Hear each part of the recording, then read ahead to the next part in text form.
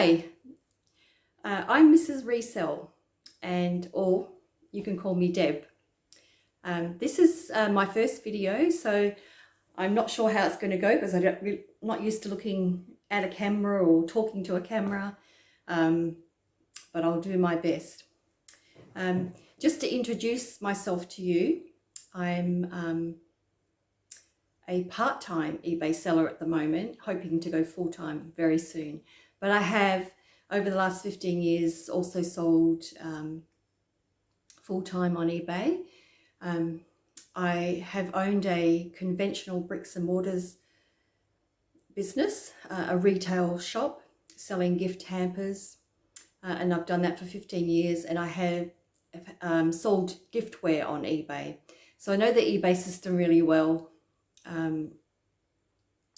And I've gone through all the changes over the last 15 years, and I've always loved eBay. And in fact, I discovered eBay just selling some of my personal stuff. So I think it's a great way to be able to earn a living if you structure your business right and don't give up. You go with the ups and downs that eBay sometimes have.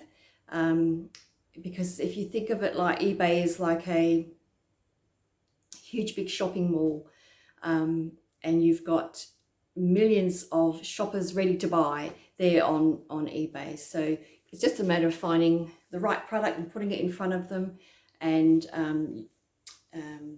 off you go.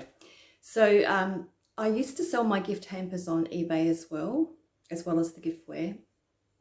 But what happened is when COVID unfortunately hit us in Australia, it really impacted my business in a big way, because a lot of my baskets and supply materials, ribbons, cellophane, even the giftware, all came from China. So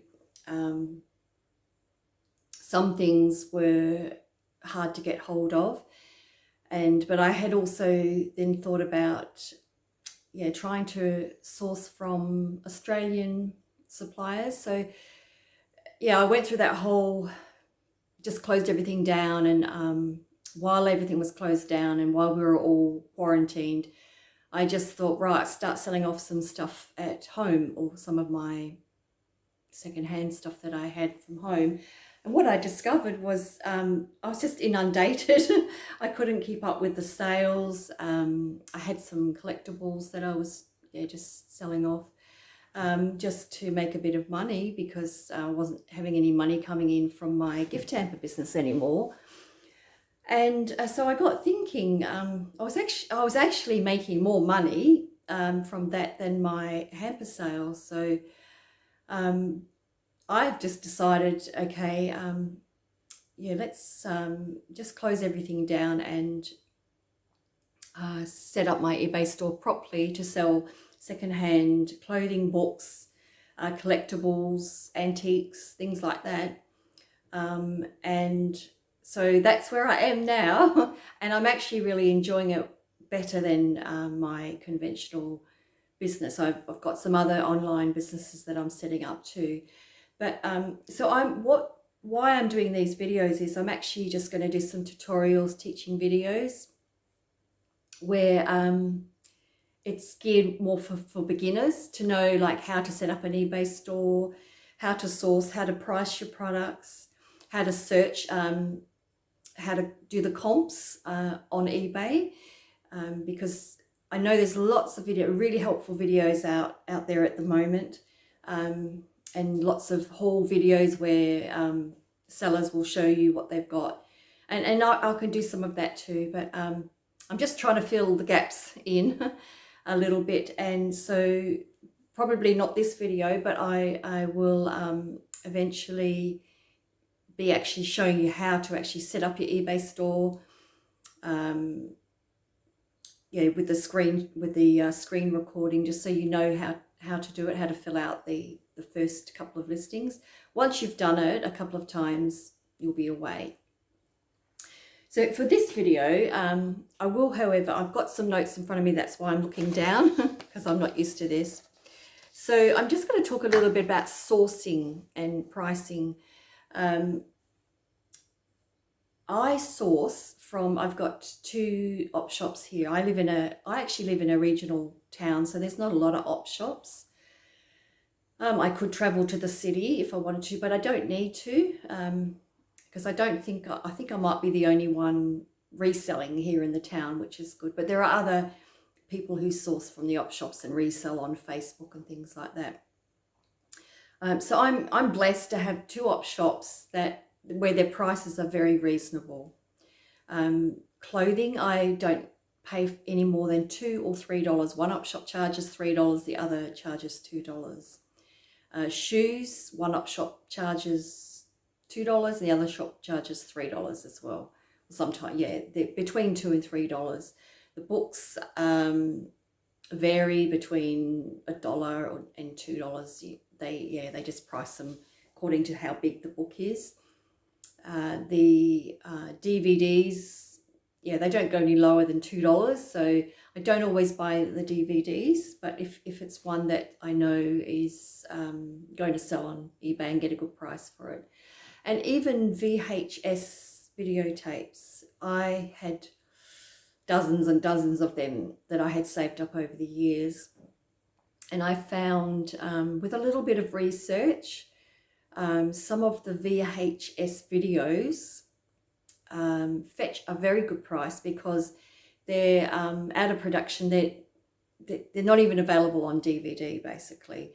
And if it's, say, one that I recently sold was a snooker championship in the 70s, I think, that was not available on DVD. So I think I sold that for $35 for that VHS, and some of them you can even get more. So it's a matter of doing your research on eBay, which I will explain how you do that.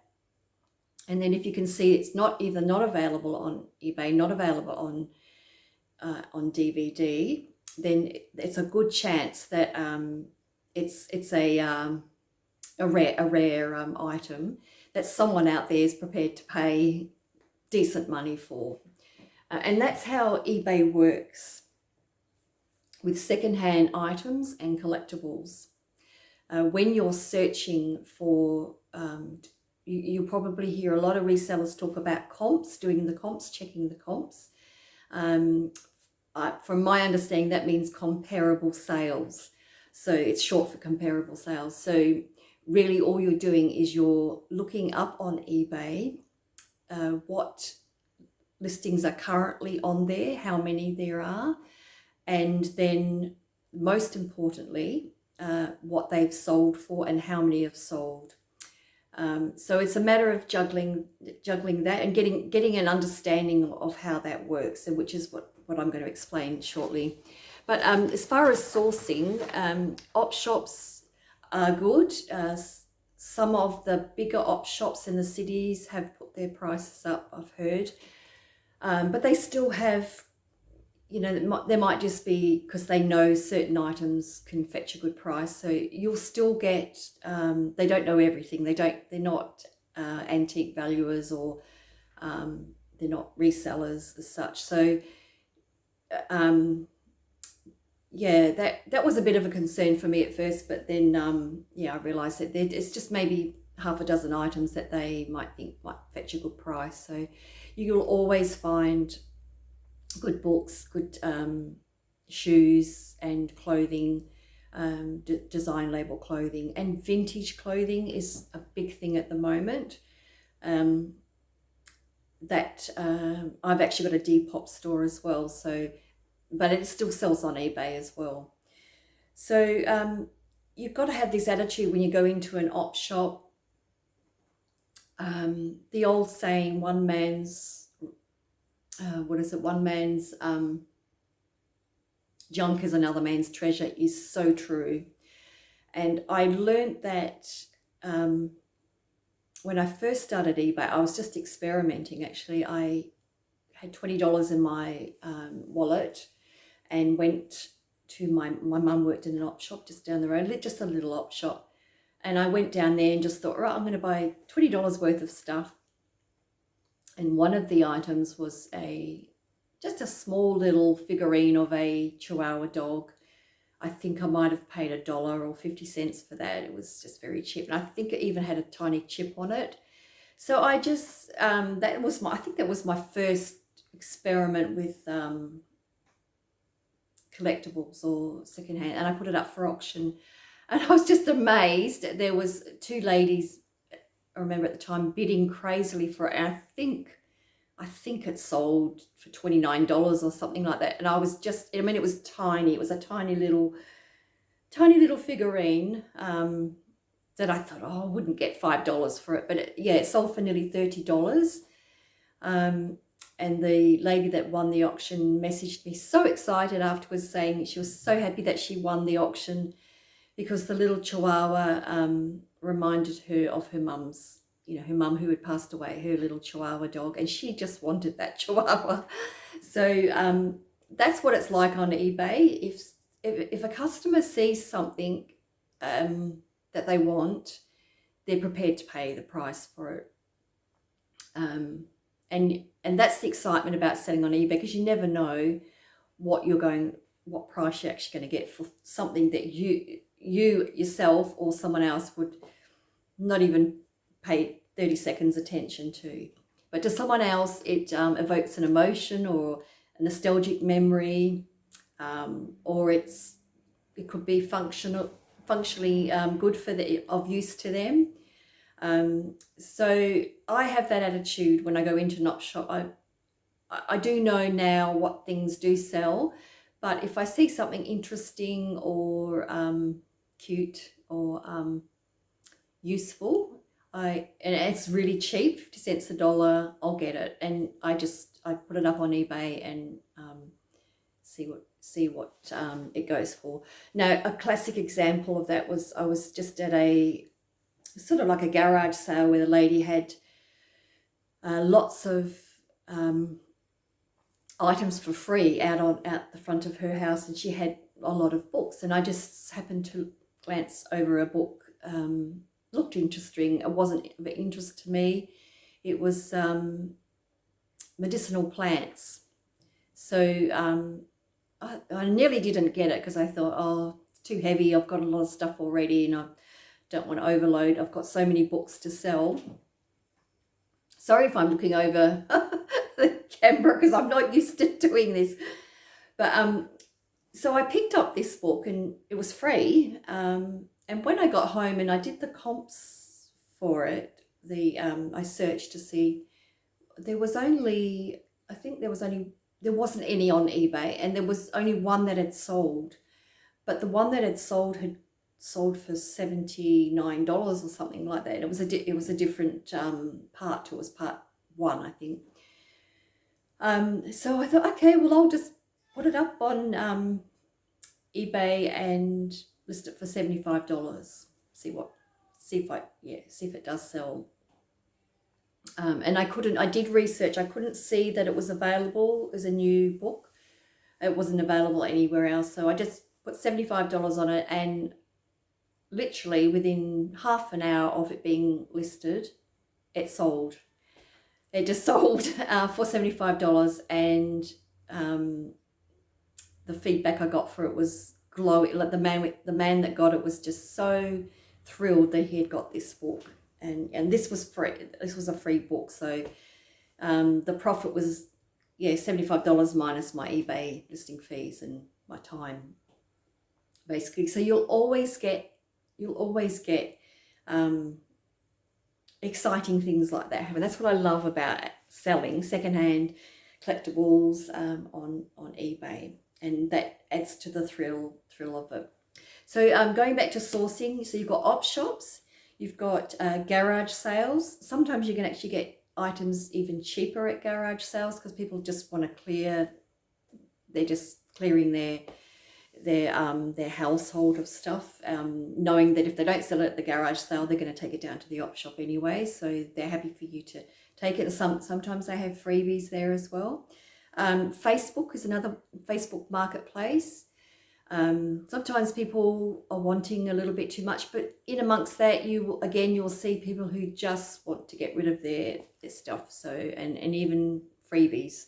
So always keep a lookout on that. I have usually have my notifications set on my local Facebook market, so that as soon as something's listed there, it'll show up, and then I just have a quick look. And if it's something that I can resell and it's fairly low price or free, I'll grab it. Also Gumtree, because some people who sell on Gumtree will offer to post out. So I don't find a lot of Gumtree in my regional town, Gumtree sellers in my regional town, but there are some that will actually offer to post. So depending on what they're selling, if there's a bundle of things you can buy and they can bundle it up and put it into a box or a satchel and send it off, then there's that option as well. So I'm looking at my notes now. There's auctions, there's online auctions. Sometimes they're okay. Sometimes they can be a bit expensive. So unless you're actually looking for antiques or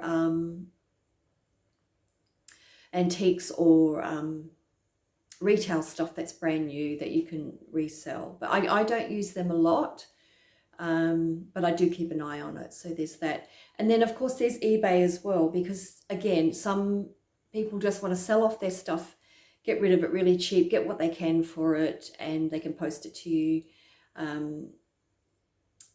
So I've actually bought some little golden books that way. I bought a whole bundle of them, and then when I get them back here, I'll actually resell them then at each, like I list them each, so it works out cheaper. Once I just calculate what's going to cost me for each book and the postage, and if it works out to be about $1.50 a book, then I'll just buy them on eBay. And of course you get the Facebook freebie sites. There's some groups, depending on where you are, they have freebies, and yeah, just keep an eye on that. So I'll just stop the video here now and then come back, and I'm just going to talk to you about how to actually price your items. So I'm just going to turn the video off, go and get an item to show you, and then I'll talk about that.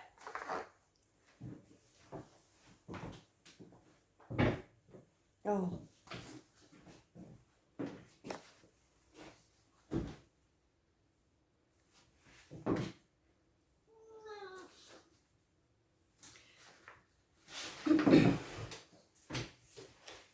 Hi, we're back. I'm doing a re-record because I just recorded the second part, and of course I chopped my head off. So if I've done it again, I'm sorry. I'll just have to leave the video on here if you can't see a bit of my head or whatever. Yeah, I'm still getting used to this camera, but you can hear my voice hopefully, and we'll go on to the next bit. What I wanted to explain now is how to actually price your items that you find in an op shop, or even items that you've got from your home. So, and I meant to say in the first video that you don't need fancy equipment to sell on eBay. If you've got a relatively good mobile phone, even if it's a few years old, with a fairly good camera and internet, and access to internet or your mobile phone data, that's all you excuse me, that's all you actually need to sell on eBay. I have on my eBay store, I have a template set up, and so I sometimes use my laptop to do that, but that's because I've always done it. I think 15 years ago. If you hear banging in the background, by the way, that's our cat. She's a bit naughty sometimes, and yeah, jumps from table to table, and she might even make an appearance, who knows. So yeah, you don't, just to start off, I would actually recommend anyone who's beginning on eBay, because this is how, I mean, I started just, I'm trying to think, I just started with, I think I did have a camera, yeah, there, but, and I actually had bought a good camera for my bricks and mortar business because I built a website and had to have really good photos. But now I actually prefer to use my phone. I love the photo editing apps that you can get on the phone. It's just so easy. It's a lot easier than mucking around with the settings on the camera. And I've actually found that I actually sometimes get better photos on my phone. So that's what I prefer when I take photos now. I use my phone. So even if you've got a laptop though, this one's 8 years old and it's still functioning. I use that when I have got lots of listings to do because I'm an ex-secretary typist, so I can type really fast. That's probably the only reason why I use a laptop.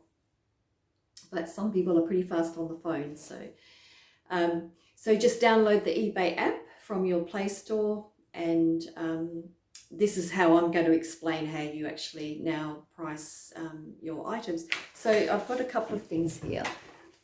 For example, excuse me leaning across the camera. So these are recent things I bought. I think I got this in my $5, you would have seen them on Instagram. By the way, you can follow me on Instagram. Look for Mrs Resell. So, and you'll see I had a, recently the op shop had a $5 pillowcase day where you bring along your pillowcase and you can stuff it full with anything from the shop, clothes, books, whatever. As long as it fits in that pillowcase, then yeah, you were good to go. So I think I must have got 31 items, and this was one of them. Because I've just started recently looking into vintage items, because that actually is a growing market. The young girls, or even ladies our age, are really into vintage items, and they're getting a good price, a decent price, either on eBay or Depop. I've actually got a Depop store as well. So if you were looking up this item, vintage skirt, what you would do is on your eBay app, you would go to the search, and this is how I would search. I would search vintage skirt floral, and then it'll bring up all the current listings for vintage skirts and floral skirts. So you can have a look to see how many are on there. You can see all the different prices, what people are asking for it.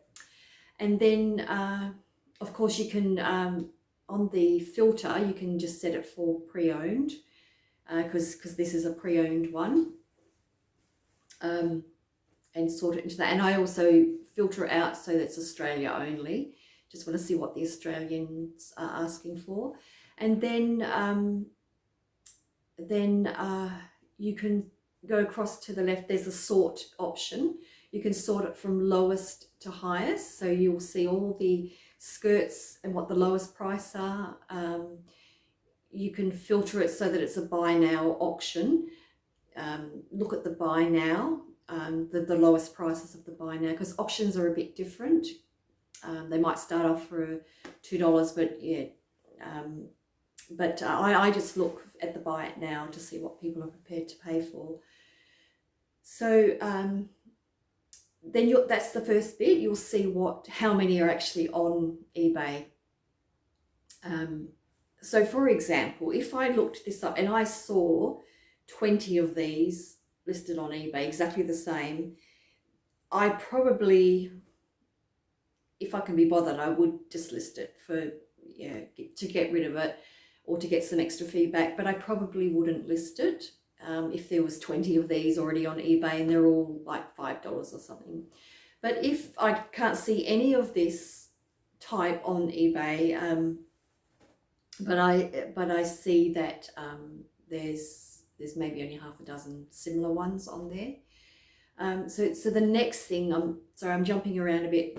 The next thing, the most important part of this is when you're pricing your items, when I price my items, I don't price it as what other eBay sellers are asking. I look at the sold listings. So after you've searched for it, you can actually go in and I think it's in the filter, click sold, and then it will list up all the vintage floral skirts that have sold. And that's where you'll see how much they sold for. And then you go back to your sort and you sort from lowest to highest price. So you'll see the lowest price that something like this went for. And then you sort it again to the highest to the lowest to see how much someone and how many people were prepared to pay for a vintage skirt, a vintage floral skirt like that. So you have a look. That's part of research. That's a big part of selling on eBay. I sometimes just sit in bed and have a look at some of the items, just so you get an idea. You get an idea of how many of these are actually up on eBay. If you've got 20 or so, it makes it harder to sell, makes it harder to get a good price for it. If there's nothing like this on eBay, currently on eBay, then get yours up on eBay. If you saw one sold for $50, even 2 months ago, then that's what I would list this for, because I know that somebody, or even more, because you never know what someone is prepared to pay for an item. I know some sellers who just aim really high, like $90 maybe. Just try it, because you just never know what you'll know after, after a couple of weeks whether someone's prepared to pay that or not. But you never know what someone is prepared to pay for an item, because it could be something that evokes a strong memory, a nostalgic memory, and they really want that skirt. They might have worn it to a special event. There was happy memories, and they just want that skirt. So that's how eBay works. That's how it's sort of, it's the way it works. People are looking for either new and interesting items, or vintage items, or something that evokes a nostalgic memory for them. So that's just been my experience. Or something that's hard to get hold of, like the book. I'm not sure if I explained that in the first video. The book that I sold for $75. It was just a freebie book that I found at a garage sale, and I nearly passed by it, but I'm glad I didn't. I found that it was actually a rare out of print book, and I had it up on eBay. I think it was half an hour, and it just sold. And the customer that bought it was just so excited that he found this book. So that's the exciting part about eBay. So the other thing is what that's for a vintage item. There are particular labels that do sell really well. Country Road is one that sells. Colorado. You'll get used to, when you're researching, or if you're in an op shop and you see a label, you will actually get used to it over time, because you've just got to remember, like I can tell you what things sell, and you can listen to other eBay videos where resellers say, oh, buy this because this will sell. But it just depends on which area you're in, where certain things are available and certain things aren't. Now, I live in a regional town where we have farmers, and so I get a lot of work gear and shirts and stuff like that available that I can. Some of them are brand new, but there are professionals that work here as well, and they love their nice clothes and that. So I do get some of the nice Country Road, and I can't think off the top of my head now, but some of the nice labels, the items that you'd find in Maya or in a boutique. And you'll start to get to know what items actually sell, and you just sort of, you get a feel yourself. You think, oh, that's a nice outfit. If it's well made, I usually grab it, because even if I don't know the label, like this is an example. I think I've heard, this is Bardot. I think I've heard about other resellers talking about this. So when I saw the label, I thought, oh, okay, I'll grab that. It's only $2. That might be a vintage one too, I'm not sure. But you can search, you do your same search, you search, I'll use Country Road for example, like you can just put in Country Road and hit search and then hit the sold, and you'll see what items actually, how many items sell for Country Road, how many pre-owned items sell for Country Road. So I sometimes do that just when I get home, I just have a look, searching for this particular label. Plus sizes, Taking Shape I think is one that is a plus size that sells really well. And I'm trying to think now, I'm trying to think what else that I've actually sold. Yeah, I've sold Colorado. Even Miller's, which is, you know, it's not a high-end label, but they actually put out some really nice practical clothing for the mature woman, and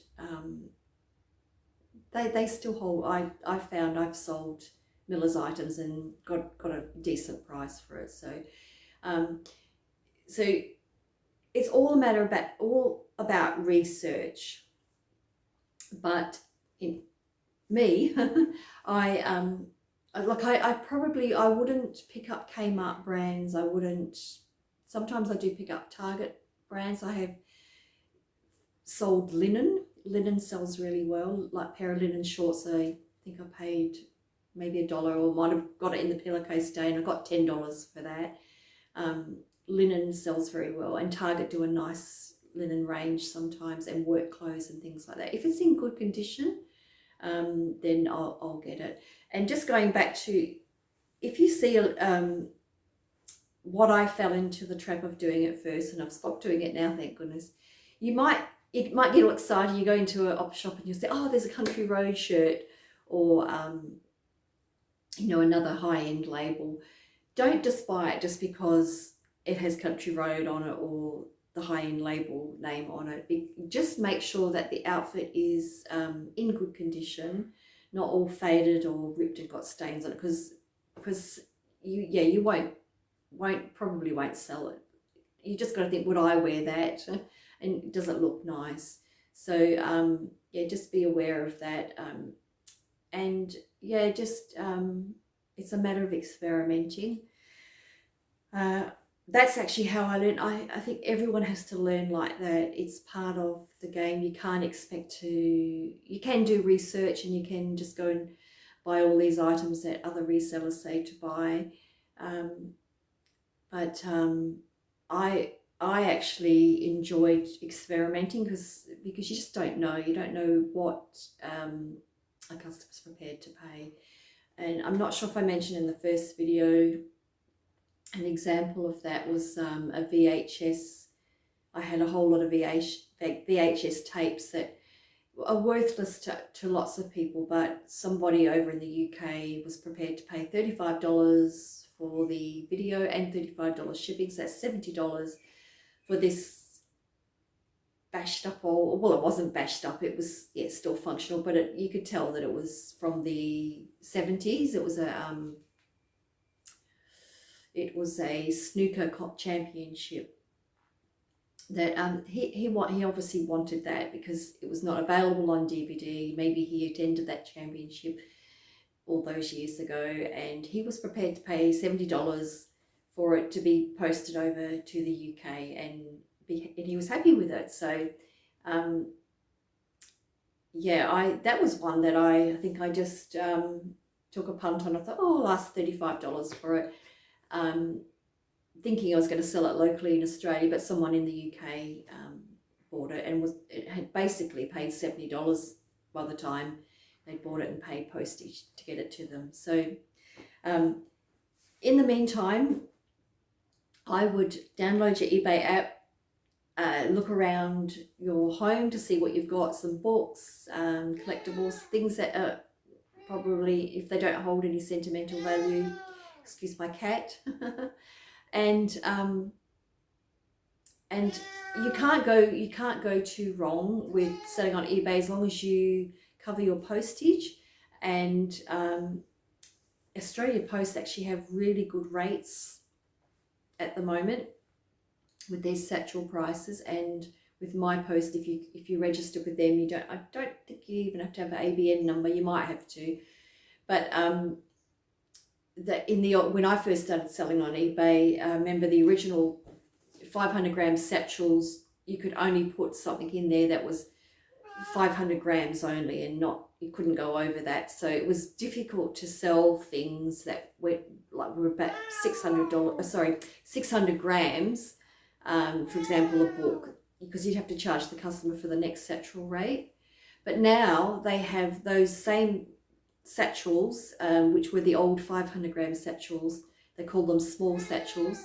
Basically, whatever fits in that satchel, and if it can weigh up to 5 kilos now. So there's a whole lot more items that you can get into those satchels, like a couple of VHS tapes or a couple of books, and you don't need to charge a customer too much postage. It's reasonable post. So that's really good. And then of course the My Post have just brought out I've only just registered with it, where you can get discount as well. So it makes it easier for us sellers then to pass on the money saving thing of postage, and then it makes your items more saleable, because it was a bit of a difficult thing back then when I was selling giftware. I used to just only buy items from my wholesaler that would weigh under 500 grams. But now, of course, you can go over that. So there's some really good rates.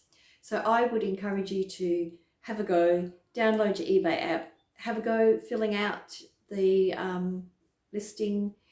I will, in my next video, I will actually be going through that, how to set up your listing and what to put in your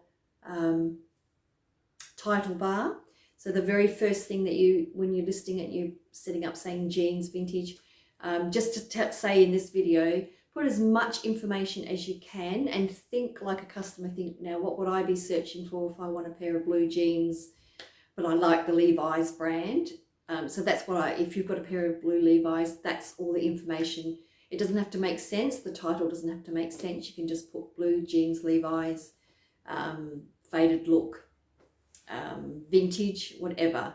You put as much information as you can in that title, because that's what your customers are actually going to be searching for. But I will actually explain that in detail in the next video.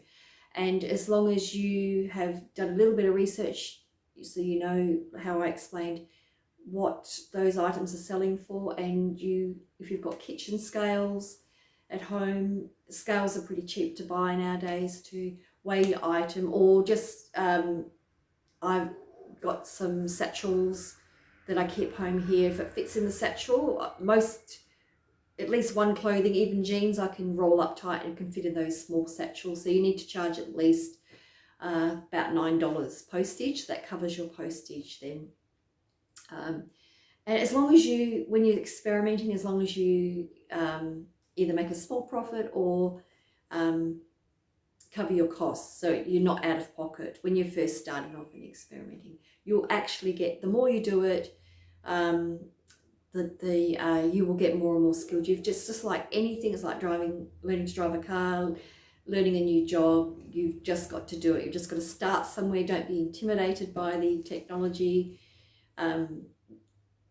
Just start somewhere where you are and start off slow and experiment, and then you'll build on that. So I would encourage you to do that. And I hope you've enjoyed this video. I'm sorry if I've rambled on a bit. I'm not the best at doing videos. I've probably looked over everywhere, but I hope I've explained a few things, and the next video will be a little bit more organized, because I'll get my daughter to do some little fancy things in the videos that'll be more clear and concise. So next week we will be going over setting up a listing, and how to research and price your item. I'll use a couple of examples, and also I will explain the difference between having an eBay store and just selling your items just on eBay without a store, because you don't need a store to start off with, unless you really want to get into it and put 100. I think you get 600 items that you can list on your eBay store before they start charging you for the actual listing prices. But I'll explain all of that. So have a good weekend.